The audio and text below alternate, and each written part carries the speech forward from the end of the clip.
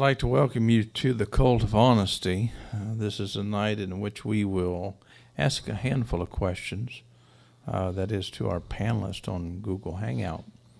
And once again, I'm going to sit back and enjoy the show, just listening. I may input a bit or two, a time or two, I should say. And so let us go ahead and begin.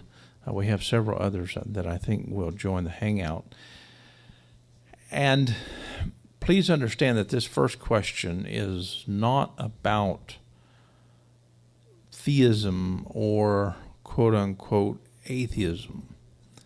It needs to be all over the board. In other words, I want you to tell me, what is your gospel? In other words, if you had to tell someone, what is your gospel, what would you say? All right, so we need to bring Google Hangouts back up and bring them in. Hello. All right, guys, tonight we have with us BJ Saylor, Dennis Scusi, we've got Nick Albertini, we've got Daryl Furlow, and we may have some others joining us in just a little bit. Who wants to begin? What is your gospel? All right, go ahead, Dennis.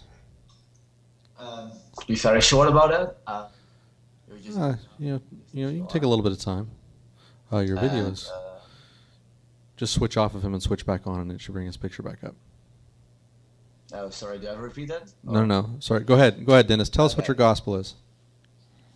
Well, what I said, just what I try telling people. If I tell people gospel, first of all, I don't use the word gospel at the first place.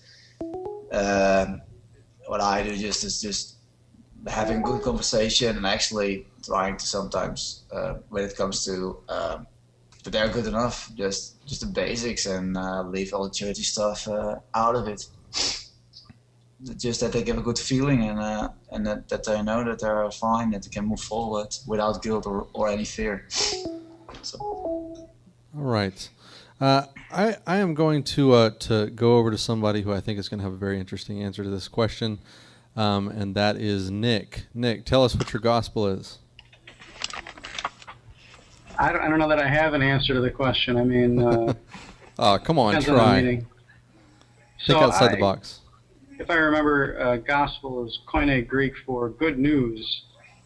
I heard they've been making a lot of great progress on cancer recently. I think that's pretty good news. I don't know. Very good one. Does that make any sense? Yeah, certainly. Good news. You're less likely to die from cancer. And tomorrow you'll probably be even less likely to die. That's fantastic.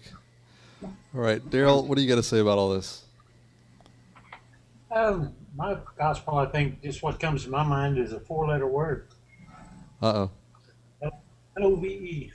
L-O-V-E. Can you expand on that a little bit? Best news expand? Love and be loved. I mean, if we can discover what that is and realize that we all have it and share it with one another, I think we're there. Very good. Bob, thanks for joining us. Or how's your headache? Oh, it's my headache is bad. But can you hear me?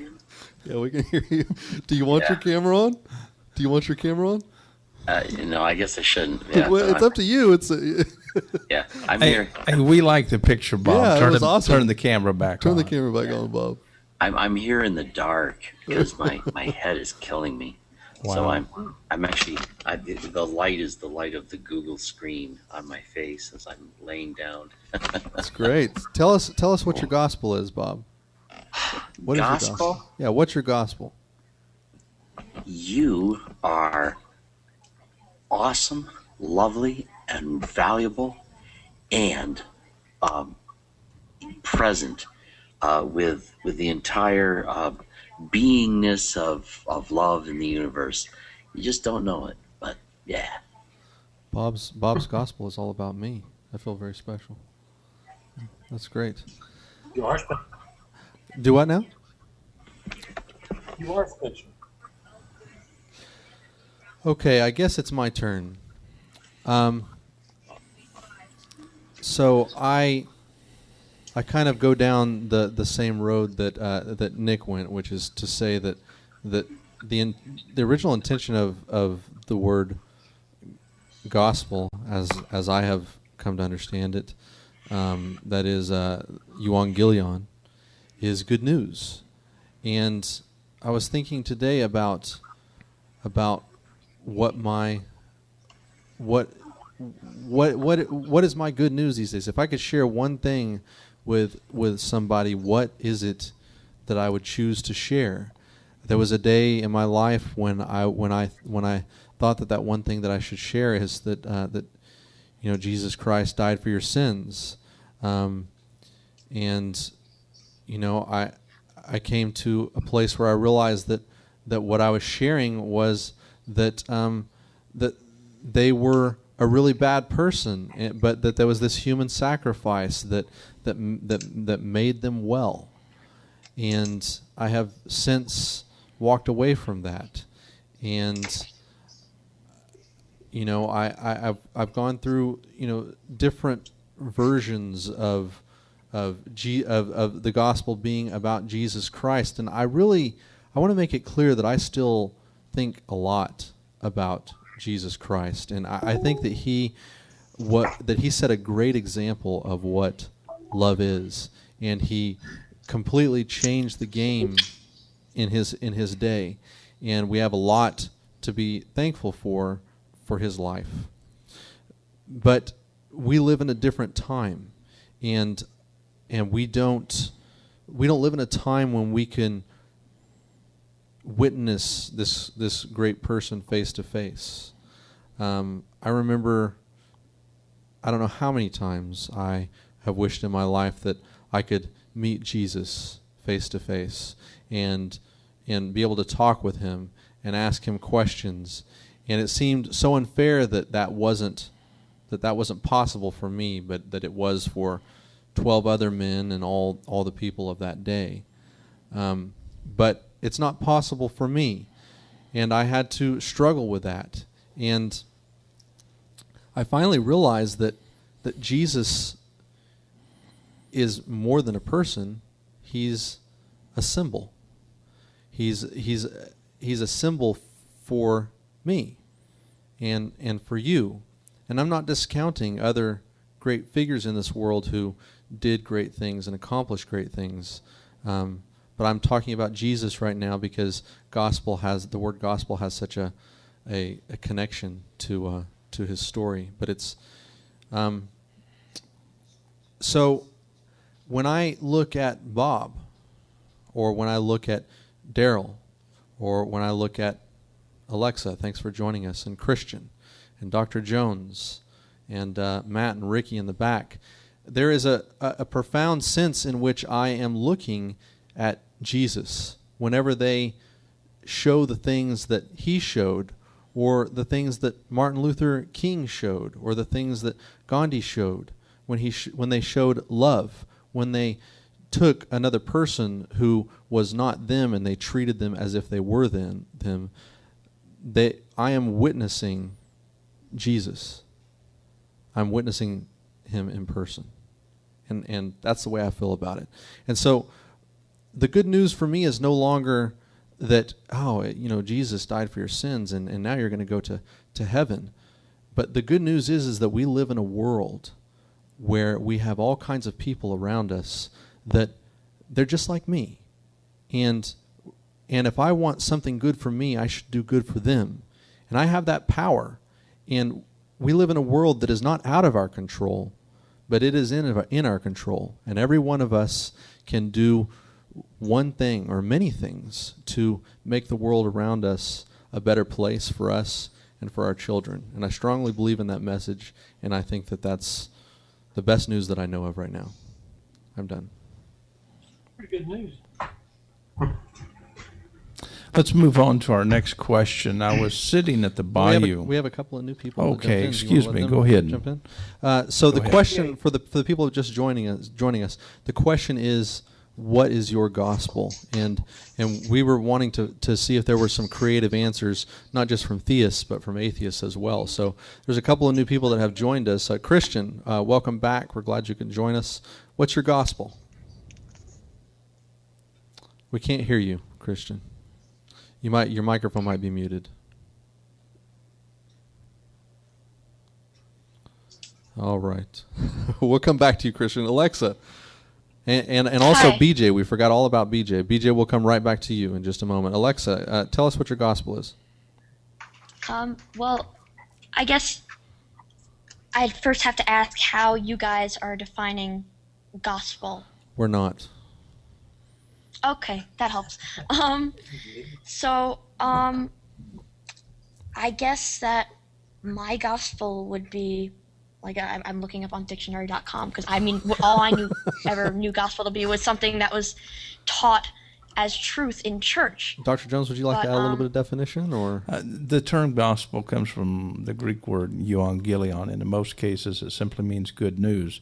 It's superfluous as to whether it applies to a religious text or whether it has to do with eating a good hamburger. It's just, good news. So what is your good news? Okay, I guess my good news would be that we happen to be a very intelligent species on this planet, possibly or probably the most intelligent species, and we have the potential to do so much good for the world. And if we all work together, as a species, we can do that good. In my opinion, that's what good news is we're not just living on this earth and we're not just wasting away, but we have the potential to do so much good and be so great. Excellent. Thank you. BJ Saylor, you are sitting there in the dark. You look like you want to be anonymous. Let's show that picture of that anonymous man. Share with us what your good news is.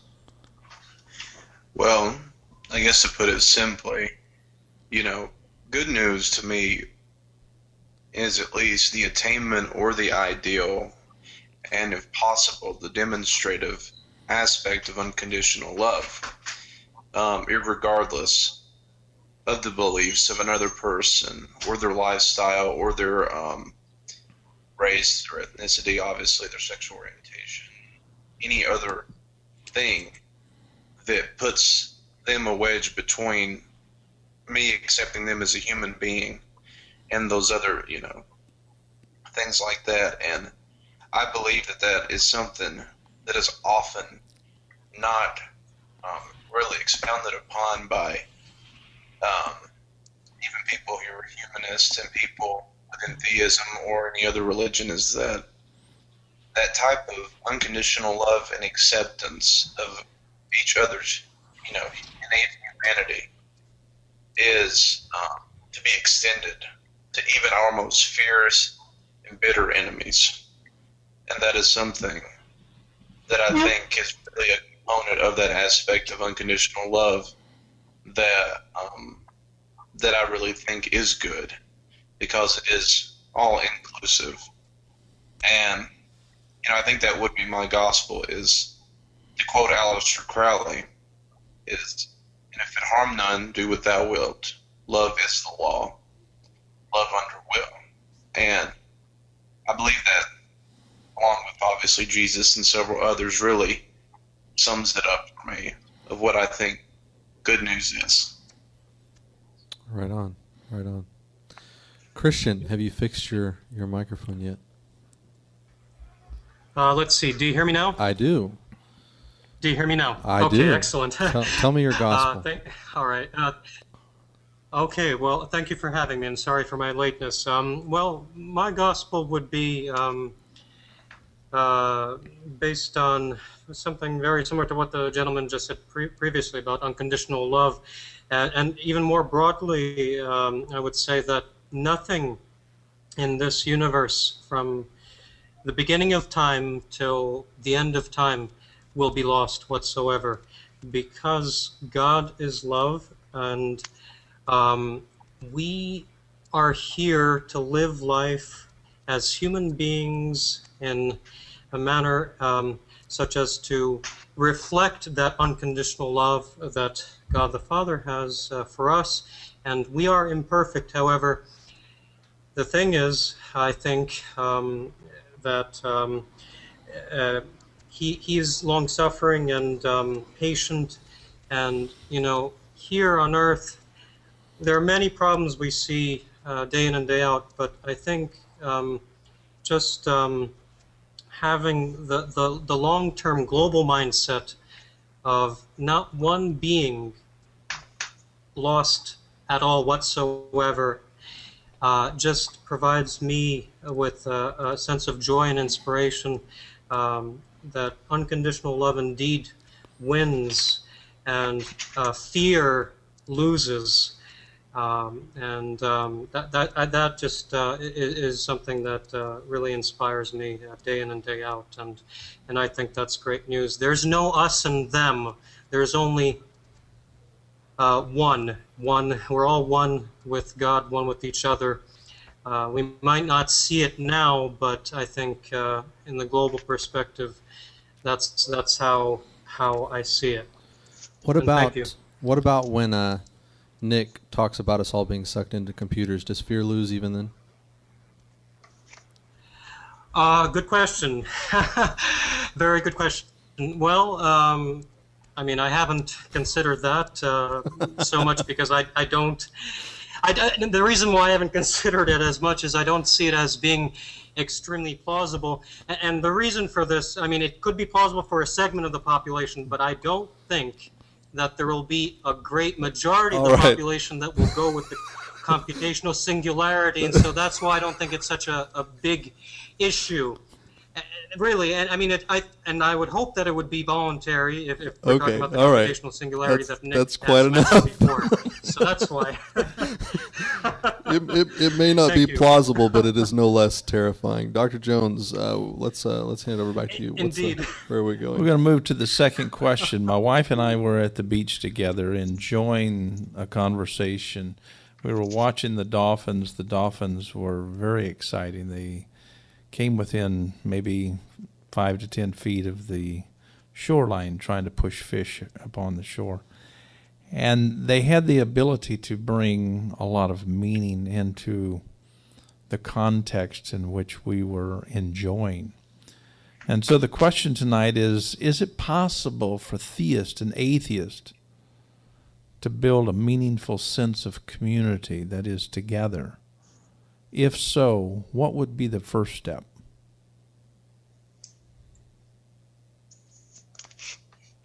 Back to the Hangouts. Who's first? Who has a thought? Dennis has his hand raised. I'm sorry?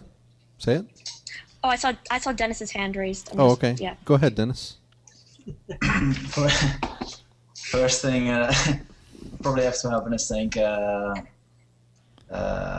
maybe to break down, but to stop defending our beliefs, even if you're right or not. That you take the proud part away, that people came on a level like, okay, you think that way, and I think this way, but we can still have a good conversation, unless how do you say this? Even if we have other opinions, yeah, I think that is the first part, to break some barriers down and stop using some very religious or maybe very heavy scientist terms, so that you can get first of all basic level and maybe later can go deeper. But first you need to get rid of the prouding of the knowledge a person has, because everyone has his opinion, and that's of course people is right. But the thing is, opinions are opinions, and what the problem is, what happens, and most in religion is that the case that it is forced most of the time with yeah, but it's truth. So sign prove otherwise, and so yeah. Very good. BJ, what do you got to say about this? Yes, I would say that it is entirely possible, and not only that, it's absolutely necessary. And the reason that I say that is because in order for that to happen, though, I fumbled up, but in order for that to happen, on either side of atheism or theism, there is going to have to be a total lack of expectation on the other in terms of conversion. And I think that's one of the problems that we see predominantly from the theistic side of things, is we always see people going out trying to convert everyone and, proselytize or whatever. And I think both sides are going to have to accept the reality that I am not necessarily going to convert the other person's mind to my particular ideology. And if that type of unexpectation or whatever could be established, then we could get past that and see each other as a human being, I think, far more in-depthly, and it would be, far more beneficial that way. Try to be evangelical, essentially. It's always good to argue, explore new ideas, territories. Obviously, there's evidence that can't be ignored. But this, I guess when I'm thinking evangelical ideas just need to totally stop, along with the expectations that I'm going to convert this person. That goes both ways, I think. All right. Alexa is either wanting to high five you or she has something to throw in. I have So, something to Alexa. throw in. Okay. Well, first of all, one thing that I think, yes, it is entirely possible for theists and atheists to get along. And one thing I was going to say, a way to foster that sort of community is to, one, have conversations like this that we do every week, which are so awesome, being able to talk to theists and atheists who just speak their minds very rationally, calmly, and sincerely, and it's amazing, and I wish I could have conversations with theists and atheists like this every day. It would make my life so much easier, and it would make me feel so much less stressed out. But going along with what BJ said about a lot of theists and atheists too trying to convert people to their ideas or thoughts, and I was actually going to pull up a quote. I'm sure you guys heard about Representative Juan Mendez from Arizona, who did Yes. his prayer before the House met. He said, this room in which there are many challenging debates, many moments of tension, of ideological division, of frustration, but this is also a room where, as my secular humanist stresses, by the very fact of being human, we have much more in common than we have differences. We share the same spectrum of potential for care, for compassion, for fear, for joy, for love. And I think that's so important to focus on. It's so important to focus on what we have in common as human beings and what we have the potential to feel and what we have the potential to do, just being human. Because no matter what we believe, we are all human. And if we could just focus on those positive aspects instead of, I'm right, you're wrong, you need to believe what I believe. If we just ignore that, let people believe what they want, because we all are people need to come to the realization that not everyone's going to believe what they believe. So after they come to that realization, they need to say, okay, what do we have in common? Because that's how you build a community. Community, it's you people who have something in common. Well, we're all human beings, and we all have the potential for love, care, compassion, joy. And I think that's something that we can definitely all relate to, no matter what we believe. Great. Daryl, let's hear from you. Well, I was sitting here thinking, and I've never been an atheist, and so, I don't really think that it would even be fitting for me to say what needs to happen from that perspective. But I can speak as a theist who, in the past, has never seen the potential or even the need, just being honest about it, for something such as this to happen. But I will say now, from my perspective, as a theist, that